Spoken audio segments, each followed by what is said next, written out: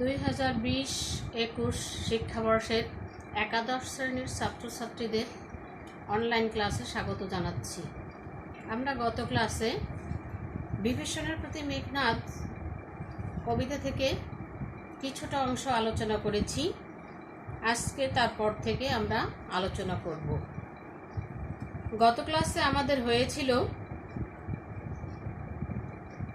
সাহিত্য পাঠ বইয়ের 232 পৃষ্ঠার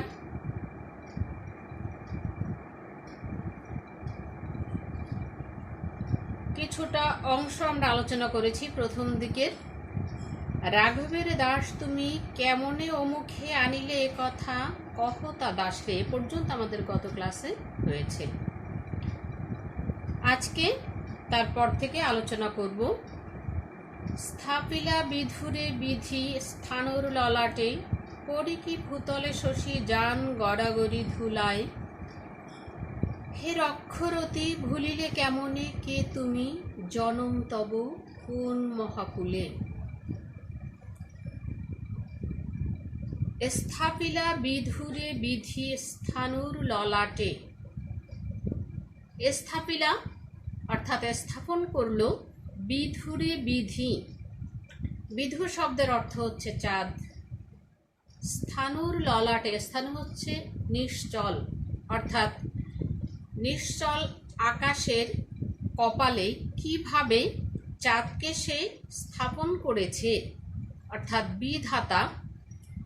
পরি কি ভূতলে শশী যান গড়াগড়ি ধুলায়, শশী শব্দের অর্থ হচ্ছে চাঁদ।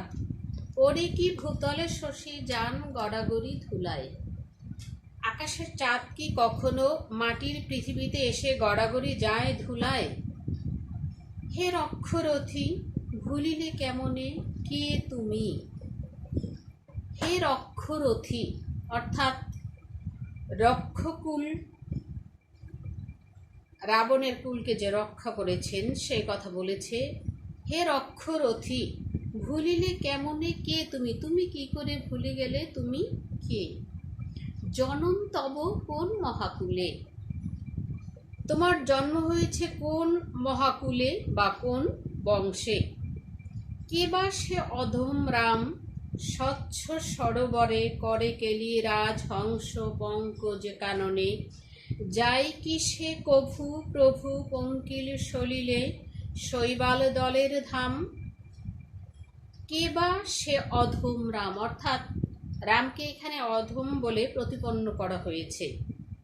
স্বচ্ছ সরোবরে করে কেলি রাজহংস পঙ্কজ কাননে, যাই কি সে কভু প্রভু পঙ্কিল সলিলে শৈবাল দলের ধাম। এখানে উপমা ব্যবহার করেছেন কবি।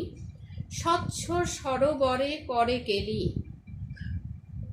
সরোবর শব্দের অর্থ হচ্ছে বড় ধরনের যে পুকুর আছে সে বা দিঘি আমরা যেটাকে বলি সেটা হচ্ছে সরোবর। স্বচ্ছ সরোবরে করে কেলি রাজহংস, রাজহাঁস পরিষ্কার পানিতে খেলা করে। পঙ্কজ কাননে যায় কি সে কবু, পঙ্কজ কাননে অর্থাৎ পদ্ম বাগানে যায় কি সে কবু, সে কি কখনো সেইখানে যায়। প্রভু পঙ্কিল সলিলে শৈবাল দলের ধাম, পঙ্কিল শব্দের অর্থ হচ্ছে কাদা, সলিলে অর্থাৎ কাদা যুক্ত জলে, সলিল শব্দের অর্থ হচ্ছে জল বা পানি। শৈবাল দলের ধাম, শৈবাল শব্দের অর্থ হচ্ছে শ্যাওলা, শ্যাওলা যেখানে বসবাস করে সেখানে হচ্ছে কাদাযুক্ত জল। মৃগেন্দ্র কেশরী কবে হে বীর কেশরী শম্ভ সে শ্রীগালে মিত্র ভাবে।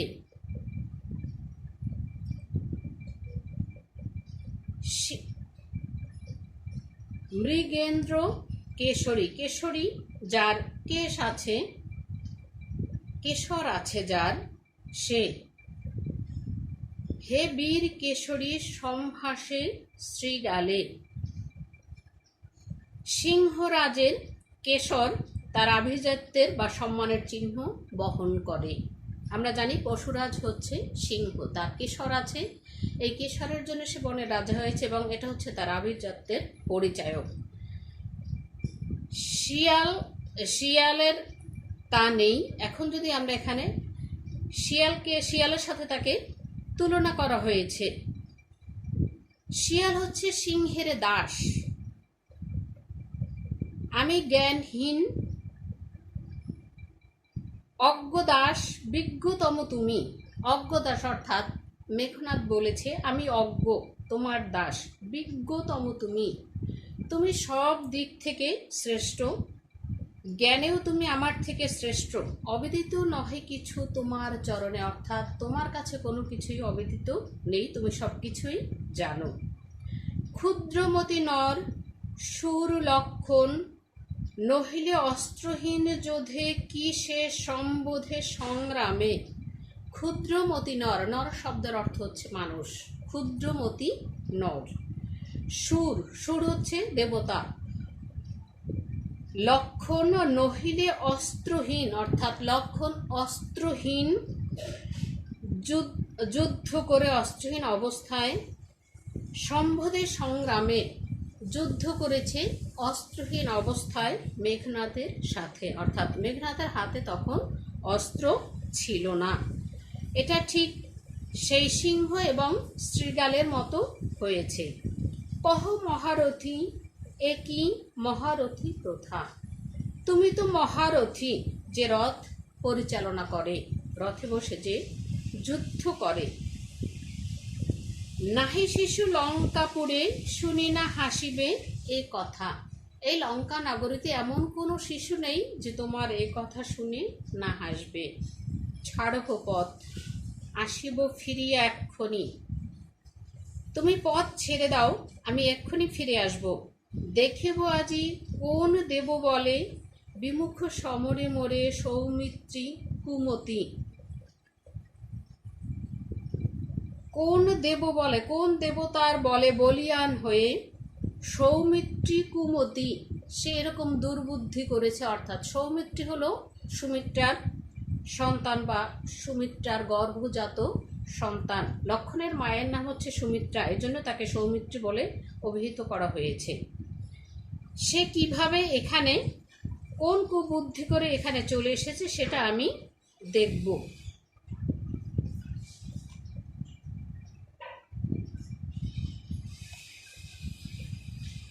দেব দৈত্য নররণে সচক্ষে দেখেছ, রক্ষ শ্রেষ্ঠ পরাক্রম দাসের। আমার যে পরাক্রম রয়েছে সেটা তুমি নিজের চোখে দেখেছ। কি দেখি ডরিবে এ দাস হেন দুর্বল মানবে। দেবতাদের সাথে যুদ্ধ করে বা দৈত্যদের সাথে যুদ্ধ করে বা ক্ষুদ্র মানুষের সাথে যুদ্ধ করে আমি কখনো পরাজিত হইনি, সেটা তুমি তোমার নিজের চোখে দেখেছ। পরাক্রম দাসের, আমার কতটুকু পরাক্রম আছে তোমার সবই জানা আছে, দেখা আছে। কি দেখি ডরিবে এ দাস হেন দুর্বল মানবে। আমি কি দেখে এই লক্ষণকে, অর্থাৎ ক্ষুদ্র মানব বলা হয়েছে তাকে, সে খুব ছোট একজন মানুষ, তাকে আমি কেন ভয় পাব। নিকুম্ভিলা যজ্ঞাগারে প্রগল্ভে পশিল দম্ভী। নিকুম্ভিলা যজ্ঞাগার, একটা যজ্ঞাগারের নাম আছে এখানে নিকুম্ভিলা, অর্থাৎ এখানে বসে তারা যুদ্ধে যাওয়ার আগে তাদের যে ইষ্ট দেবতা বা আরাধ্য যে দেব আছে সেই অগ্নি দেবতা পূজা করেন। সেই যজ্ঞাগারের নাম হচ্ছে নিকুম্ভিলা যজ্ঞাগার। এখানে বসে যুদ্ধে যাওয়ার আগে তারা পুজো সম্পন্ন করে তারপরে তারা যুদ্ধে যায়। সেই নিকুম্ভিলা যজ্ঞাগারে কিভাবে সে প্রবেশ করেছে সেই কথা এখানে বলা হয়েছে। প্রগল্ভে মানে নির্ভীক চিত্তে, দম্ভী অর্থাৎ দাম্ভিক, অথবা আমরা যদি বলি দম্ভ করে যে। নন্দন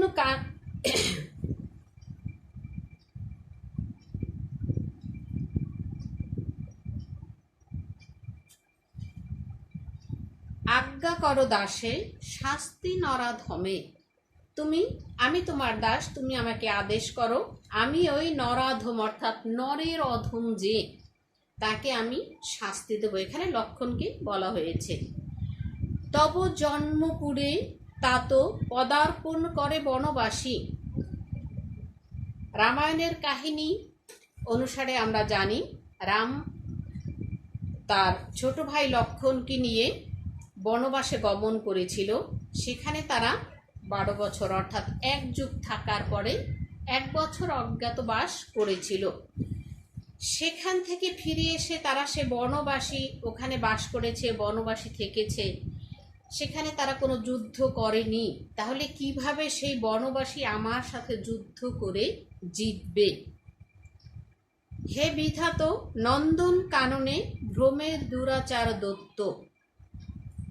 হে বিধাত অর্থাৎ বিধাতা, এখানে বিভীষণকে লক্ষ্য করে বলা হয়েছে নন্দন কাননে ভ্রমে দুরাচার দত্ত। নন্দন কানন হচ্ছে স্বর্গের উদ্যান বা স্বর্গের বাগান।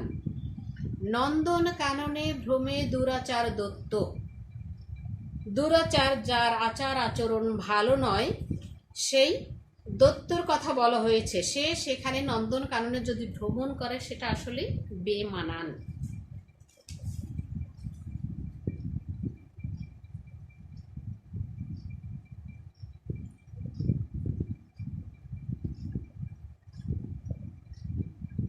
প্রফুল্ল কমলে কীটবাস। প্রফুল্ল কমল, কমল শব্দের অর্থ হচ্ছে পদ্ম ফুল। একটি ফুটন্ত ফুলের মাঝখানে কীট পতঙ্গ বাস করতে পারে। কহ তাত সহিব কেমনে, এটা আমি কেমন করে সহ্য করব? হেন অপমান আমি ভ্রাতৃপুত্র তব। আমি তোমার ভাইয়ের ছেলে বা ভাইয়ের পুত্র হয়ে কিভাবে এটা সহ্য করব? তুমিও হে রক্ষমণি সহিছ কেমনে, তুমি কেমন করে, রক্ষমণি অর্থাৎ তুমি যে কুলকে রক্ষা করতে পারো তাদের মণি হয়ে সেটা তুমি কেমন করে সহ্য করছো? মহামন্ত্র বলে যথা নম্র শিরোফণি, মলিন বদন লাজে উত্তরিলা রথি রাবণ অনুজ। লক্ষ্যে রাবণ আত্মজে নহি দোষে আমি বৎস। বৃথা ভর্ৎস মোড়ে তুমি নিজ কর্ম দোষে হায় মজাইলা। এ কনক লঙ্কা রাজা মজিলা আপনি। মহামন্ত্র বলে যথা নম্র শিরোফণি। ফণি শব্দের অর্থ হচ্ছে সাপ। যেরকম সাপুরেরা মন্ত্র পাঠ করে একটি সাপের মাথাটাকে নিচু করে রাখে, সেই রকম মন্ত্রপুত সাপের মতো কি করেছে বিভীষণ? সব কথা শুনে তার মুখটা কালো হয়ে গেছে, মলিন হয়ে গেছে লজ্জায়। সে এখন মাথা নিচু করে উত্তর দিচ্ছে বিভীষণের এই মেঘনাদের কথা। উত্তরিলা রথি, রথি হচ্ছে বিভীষণ, রাবণ অনুজ অর্থাৎ রাবণের ছোট ভাই। লক্ষ্মী রাবণ আত্মজে নহি দোষী আমি বৎস। আমি আসলে কোনো দোষ করিনি। বৃথা ভর্ৎস মোড়ে তুমি, তুমি বৃথাই আমাকে গঞ্জনা করছো। নিজ কর্ম দোষে হায় মজাইলা, এ কনক লঙ্কা রাজা মজিলা আপনি। নিজ কর্ম দোষে অর্থাৎ লঙ্কার রাজা রাবণ তার কর্মফলে ভোগ করছেন। এখন তার কর্মফলে আজ এই কনক লঙ্কা অর্থাৎ কনক শব্দের অর্থ হচ্ছে স্বর্ণ, স্বর্ণ লঙ্কা আজ ডুবে যাচ্ছে এবং সে নিজেও ডুবতে বসেছে। বিরত সতত পাপে এ দেবকুল, এবে পাপ পূর্ণ লঙ্কাপুরী। বিরত সতত পাপে দেবকুল, দেবতারা সবসময় বিরত থাকে পাপ থেকে। এবে পাপ পূর্ণ লঙ্কাপুরী, কিন্তু লঙ্কা নগরী পাপে পরিপূর্ণ হয়ে গেছে। প্রলয়ে যেমতি বসুধা, ডুবেছে লঙ্কা এ কাল সলিলে। পৃথিবীতে যখন প্রলয় আসে সে সময়ে সে যেরকম ডুবে যায়, সেরকমভাবে কাল সলিলে অর্থাৎ ধ্বংসযজ্ঞে এ লঙ্কা নগরী ডুবে যাচ্ছে। রাঘবের পদাশ্রয়ে রক্ষার্থে আশ্রয়ীতেই আমি রাঘবের পদে অর্থাৎ রামের পদে আশ্রয় নিয়েছি, তাই আমি তাকে রক্ষা করার জন্য সব কিছু করব। পরদোষে কি চাহে মজিতে, অর্থাৎ অন্যের দোষকে কখনো নিজে স্বীকার করে না। রসিলা বাসব ত্রাস, গম্ভীরে যেমতি নিশীতে অম্বরে মন্দ্রে জিমতেন্দ্র কপি, কহিলা বীরেন্দ্র বলি, ধর্মপথগামী হে রাক্ষস রাজানুজ, বিখ্যাত জগতে তুমি।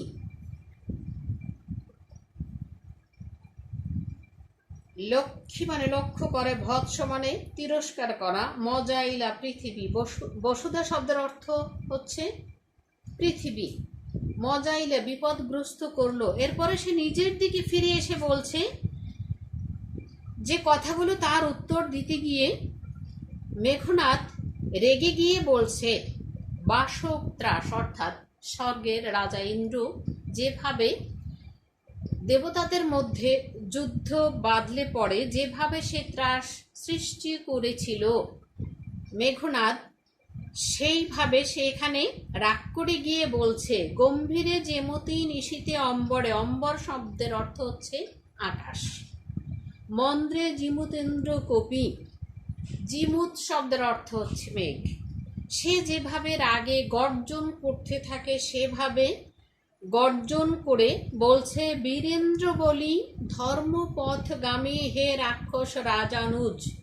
আর রাক্ষস রাজ হচ্ছে রাবণ, তার অনুজ হয়ে অর্থাৎ তার ছোট ভাই হয়ে ধর্মপথগামী রাক্ষস রাজানুজ, বিখ্যাত জগতে তুমি। তুমি সেই রাবণের ছোট ভাই হয়ে বিখ্যাত হয়ে আছো জগতে।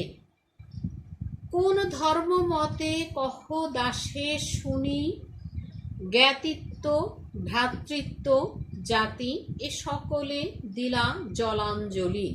কোন ধর্মমত অর্থাৎ কোন ধর্ম অবলম্বন করে তুমি এ সকল জলাঞ্জলি দিলে, অর্থাৎ জ্ঞাতি ভাই জাতি সব কিছু তুমি ত্যাগ করেছ। শাস্ত্রে বলে, গুণবান যদি পরজন, গুণহীন স্বজন, তথাপি নির্গুণ স্বজন শ্রেয়। শাস্ত্রে যে কথা বলছে সেই উপমাটা এখানে ব্যবহার করেছেন। গুণবান যদি পরজন অর্থাৎ যার গুণ আছে সে যদি আপনজন নাও হয়, তথাপি নির্গুণ স্বজন শ্রেয়, তার থেকে যে নিজের বংশের আছে নির্গুণ তার থেকেও সে শ্রেষ্ঠ হয়। পর পর সদা, এ শিক্ষা এর অক্ষবর কোথায় শিখিলে? তুমি শিক্ষা কোথায় পেয়েছ বা কোথা থেকে শিখেছ? কিন্তু বৃথা গঞ্জি তোমা, হেরো সহবাসে হে পিতৃব্য, বর্বরতা কেন না শিখিবে? আসলে আমি তোমাকে বৃথাই ভর্ৎসনা করছি। কথাগুলো বলছে মেঘনাদ তার চাচা বা কাকাকে লক্ষ্য করে। তোমাকে তিরস্কার করা বৃথা। হেন সহবাসে হে পিতৃব্য অর্থাৎ যার সহবাসে তুমি অবস্থান করছো, হে পিতৃব্য অর্থাৎ পিতার সমতুল্য, বর্বরতা কেন না শিখিবে? তুমি তো এই খারাপ কাজই সেখানে শিখবে। কারণ গতি যার নিজ সহ নিজ সে দুর্মতি। তুমি যার সাথে ওঠা বসা করেছ, যার সাথে চলাফেরা করেছ, যার কাছ থেকে তুমি সব কিছু শিখেছ, তার চলার গতি হচ্ছে নিচের দিকে, তার মন মানসিকতা হচ্ছে খারাপ। সেই জন্য তুমি তার সাথে চলতে গিয়ে এসব কথাই শিখেছ। ভালো কিছু তুমি শিখতে পারোনি, সুতরাং তোমাকে তিরস্কার করা বৃথা। এখানে আমাদের কবিতা অংশ শেষ।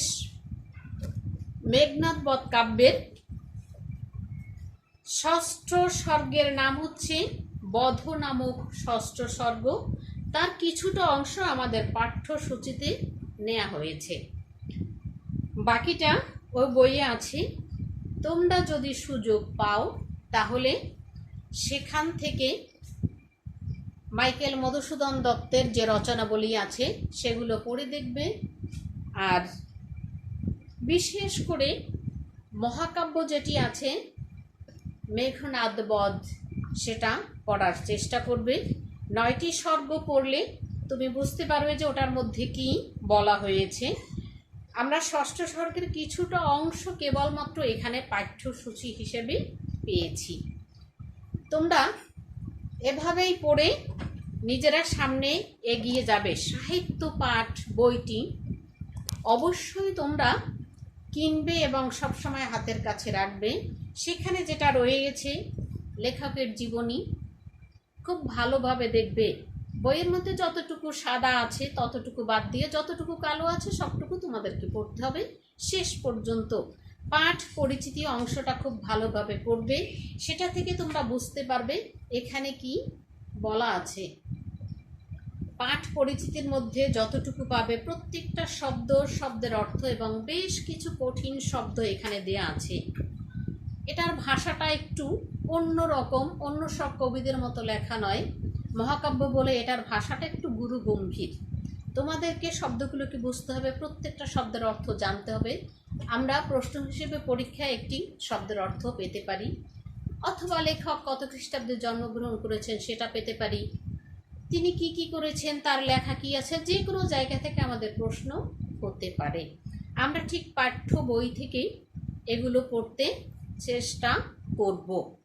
আর সহায়ক হিসেবে তোমরা যে বইগুলো হাতের কাছে রাখতে পারো, টেক্সট বই পড়ে যে সবটুকু বুঝতে পারবে, যেখানে সমস্যা আছে যদি বুঝতে পারো কোনো সমস্যা নেই, আর যদি বুঝতে না পারো যে সেজন্য সহায়ক হিসেবে লেকচার পাবলিকেশনস অথবা গ্রন্থকুটিরের যে বই আছে, এছাড়া আরও কিছু বই আছে সহায়ক হিসেবে, সেগুলো তোমরা দেখতে পারো। তবে পাঠ্য বইয়ের যেটা জাতীয় শিক্ষাক্রম পাঠ্যপুস্তক বোর্ড থেকে নির্ধারিত সেই বইটা তোমাদের হাতের কাছে সবসময় রাখতে হবে, সেটা দেখেই তোমাদের প্রশ্নের উত্তর করতে পারবে।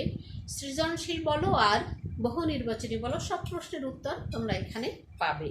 আমি তোমাদেরকে একটু ধরিয়ে দিতে চেষ্টা করেছি, পথে হাঁটার দায়িত্ব তোমাদের। তোমরা চেষ্টা করবে যেখানে সমস্যা আছে সেটা আবার নিজেরা পড়ার পরে খুঁজে বের করবে, তারপর আবার আমার সাথে যোগাযোগ করবে, তাহলে আমি আবার তোমাদেরকে বোঝাতে চেষ্টা করব। বাকিটা তোমরা নিজেরা করে নেবে। সবাইকে আমি ধন্যবাদ জানাচ্ছি। আর এই করোনাকালীন সময়ে তোমরা সবাই একটু সাবধান থেকো, এই বলে আমি আমার ক্লাস শেষ করছি। ধন্যবাদ সবাইকে।